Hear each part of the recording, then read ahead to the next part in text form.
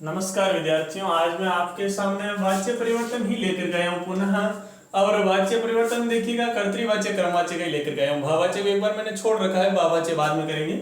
तो कर्तृवाच्य और कर्मवाच्य का ही लेकर गया हूँ। आज देखिएगा, जिस प्रकार से परीक्षा में प्रश्न आएंगे उस प्रकार से मैंने आपके सामने प्रश्न दे दिया है। परीक्षा में प्रश्न आता है वाच्य परिवर्तनम कुरुत, सिर्फ यही पूछा जाता है। आपको ना परिभाषाएं पूछी जाती है ना कुछ और, आपके सामने सिर्फ इतना लिखा हुआ रहता है वाच्य परिवर्तनम कुरुत। अब आपको इन वाक्यों का वाच्य परिवर्तन करना है जो आपके सामने दिए हुए। अब आपको ये पहचानना है कि भाई ये वाक्य कौन से वाच्य का है, फिर उस वाक्य का इस वाच्य का है तो इसका कौन सा वाच्य में परिवर्तन होगा वह आपको ही पहचानना है। तो सबसे पहले देखिएगा, हमारे सामने है सा गीताम पश्यति। तो सबसे पहले जो करता है वो है सा। अब देखिएगा सा में कौन सी विभक्ति, हमें ही इसको पहचानना होगा पहले। तो सा के अंदर जैसे प्रथमा विभक्ति भाई तत्शब्द स्त्रीलिंग का, तो प्रथमा है तो एक दो एक होगा, ठीक है। अब देखिएगा सा गीताम पश्यति, जब कर्तृवाच्य का वाक्य है तो कर्तृवाच्य से वाक्य किस में बदले जाते हैं, तो भाई कर्तृवाच्य से कर्मवाच्य और भाववाच्य में बदले जाते हैं। इसके अंदर कर्म है, इसका मतलब ये वाक्य कौन से वाच्य में बदला जाएगा, कर्मवाच्य में बदला जाएगा। तो देखिएगा कर्मवाच्य में बदलने के लिए मैं यहाँ पर 3 एक एक कर देता हूं। सा की तृतीय विभक्ति करो, देखिए सा की तृतीय विभक्ति क्या होगी, तो सा ते ताहा ताम ते ताहा तया ताभ्याम ताभी। अब देखिएगा तया ताभ्याम ताभी में से क्या लिखूं यहाँ पर, भाई ये सा एक वचन का है तो इसीलिए मैंने यहाँ पर लिख दिया तया। एक नियम था वाच्य परिवर्तन का कि भाई वाच्य परिवर्तन करते समय केवल विभक्ति परिवर्तित होती है, वचन कभी भी परिवर्तित नहीं होता है। तो मैंने आपके सामने लिख दिया है यहाँ पर तया।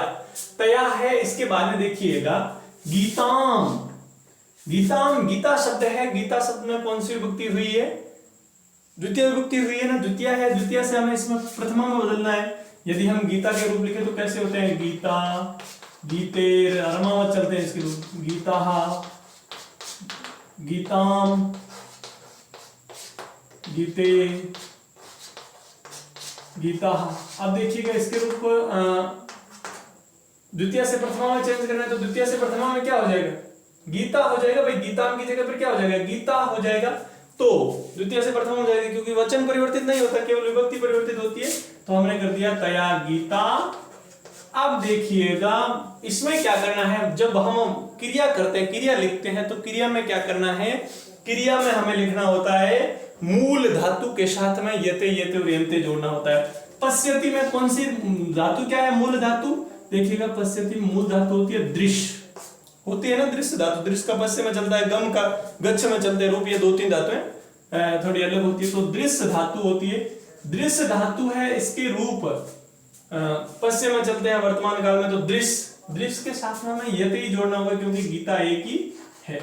तो तया गीता दृश्यते, यह हो गया वाच्य परिवर्तन। फिर देखिएगा राधया गीतानि गीयन्ते, राधा के द्वारा गीत गाए जाते हैं।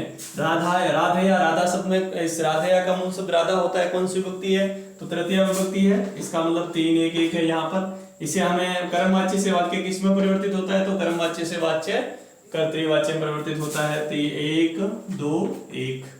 तो देखिएगा राधया गीतानि गीयन्ते, राधया गीतानि गीयन्ते में राधया की जगह पर क्या होगा, राधया की जगह पर हो जाएगा भाई राधया शब्द तृतीय का, इसे प्रथमा में बदलेंगे तो राधा शब्द का मूल शब्द तो राधा है। राधा के रूप क्या होते हैं, राधा राधे राधा। तो मैं राधा लिखूं या राधा लिखूं, भाई प्रथमा का रूप राधा ही होगा, राधा। गीतानि, अब देखिएगा गीतानि गीतम शब्द है, नपुंसक लिंग है। गीतम शब्द के रूप कैसे होते हैं, गीतम गीते गीतानि, गीतम गीते गीतानि। तो गीतानि प्रथमा और द्वितीय में एक ही रूप होगा क्योंकि नपुंसक लिंग प्रथमा द्वितीय समान होती है। तो राधा गीतानि। अब देखिएगा राधा गीतानि, फिर गा धातु है, गा धातु के रूप कैसे चलते हैं वर्तमान लट लकार में, गायति गायत गायन्ति गायसी गायत गायत गायामि गायावः गायामः। तो अब देखिएगा यहाँ पर क्या लिखना हमें, भाई गायति गायत, क्योंकि देखिएगा राधा है, राधा होने का मतलब प्रथम पुरुष की क्रिया होगी। अब प्रथम पुरुष की क्रिया होगी तो गायति गायत गायन्ति में से क्या लिखेंगे हम, गायन्ति या गायति, गायति लिखेंगे। क्यों, क्योंकि कर्तृवाच्य का नियम क्या भाई, एक एक किया हुआ, मतलब कर्तृवाच्य के अंदर क्रिया कर्ता अनुसारिणी होती है और यहाँ पर राधा अकेली है, इसका मतलब क्रिया है वो एक वचन की ही होगी। अब देखिएगा अस्माभिः देशाटनम क्रियते, अस्माभिः हमारे द्वारा देशाटनम क्रियते, देश का भ्रमण किया जाता है। तो अस्माभिः इसमें अस्माभि में कौन सी विभक्ति है? तृतीय विभक्ति है।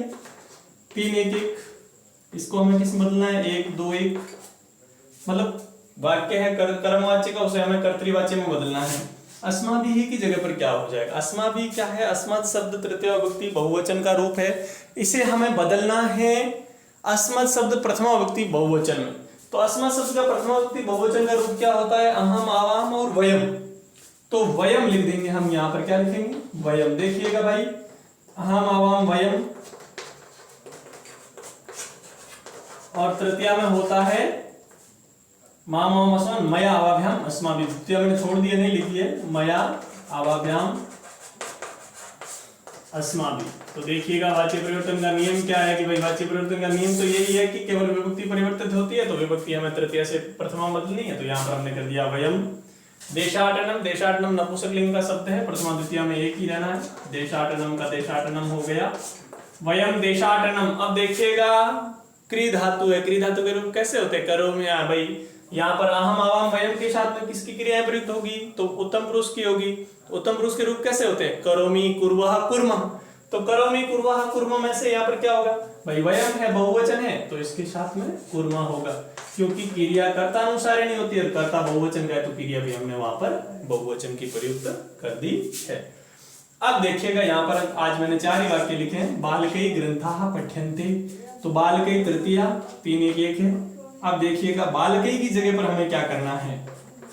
बालकः या फिर बालकाः, क्योंकि बालकै शब्द तृतीय विभक्ति बहुवचन का है, तो यहाँ पर भी प्रथमा विभक्ति बहुवचन का शब्द ही लिखा जाएगा। तो प्रथमा विभक्ति बहुवचन का शब्द हो गया बालकाः। ग्रंथाः, तो ग्रंथाः का क्या हो जाएगा? क्या होगा? ग्रंथाः। ग्रंथ शब्द पुल्लिंग का, इसकी द्वितीय विभक्ति क्या होगी? ग्रंथ, ग्रंथो, ग्रंथा, ग्रंथम, ग्रंथो, ग्रंथान। बालकाः ग्रंथान। फिर देखिएगा इसकी क्रिया है वो पठती होगी या पठंती होगी? यहाँ पर बालका शब्द है वो बहुवचन का है, इसीलिए पठती, पठता, पठंती में से क्या होगी? पठंती होगी, क्योंकि क्रिया कर्ता अनुसारिणी है और क्रिया करता है वो बहुवचन का है। तो यहाँ पर हो गया बालकाः ग्रंथान पठंती। तो यह है जो मैंने आज आपको पुनः वाच्य परिवर्तन ही ले लिया था भाई, जैसे परीक्षा में जिस प्रकार का प्रश्न आएगा उस प्रकार से ले लिया था। आगे वाले वीडियो में मैं, यदि आपको कोई दिक्कत हो कर्तृवाच्य कर्मवाच्य में, तो आप बता देना, या फिर मैं भाववाच्य का लेकर के फिर अंत में आपको एक बार लास्ट में और समझा दूंगा कि भाई किस प्रकार से हमारे सामने प्रश्न आएंगे, उसके उत्तर किस प्रकार से देने। आज आप अपनी तरफ से कर्तृवाच्य के 10 वाक्य लिख करके और उन 10 वाक्यों का वाच्य परिवर्तन करोगे। ईमानदारी से सभी को काम करना है, ये होमवर्क करना है। कर्तृवाच्य के 10 वाक्य लिख करके आपको उनको 10 वाक्यों के वाच्य परिवर्तन करना है। धन्यवाद।